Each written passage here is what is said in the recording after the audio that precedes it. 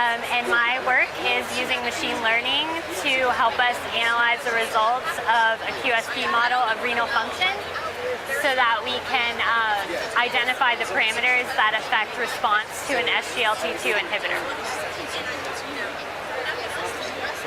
So previously our lab created a model of renal function, so we have all the various mechanisms that promote homeostasis, and we calculate all the absorption and reabsorption along the nephron.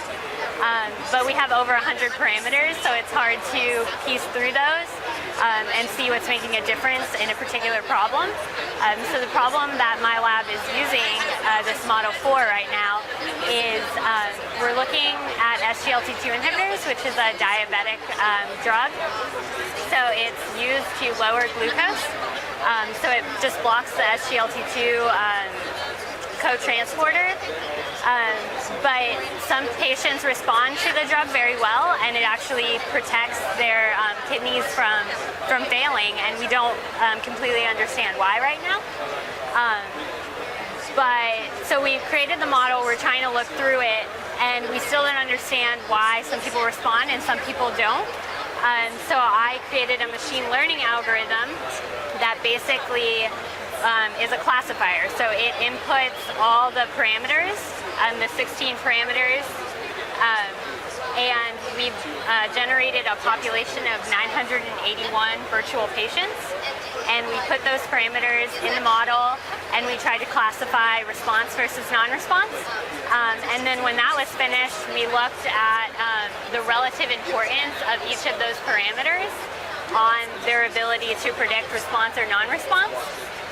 And we saw that proximal tubule sodium reabsorption and nephron loss were the biggest parameters. And the model was actually able to predict quite accurately response or non-response. If you look up here, we were getting into the 90% range for accuracy, which is good. We define response in different ways. Albumin excretion, the lowering of that, or a change in glomerular pressure. But the results were pretty similar no matter which response we used. And so at the end of the day, you know, the value of this work was that machine learning was able to help us piece through all these parameters of this very complex model and come out with another step forward in the answer of why do some people respond and some people don't. And going forward, now that we know which parameters to focus on, we can go back to the model, work backwards, and try to figure out what are those easy to measure things in a patient that make them a responder or non-responder. Thank you so much. Yeah, thank you.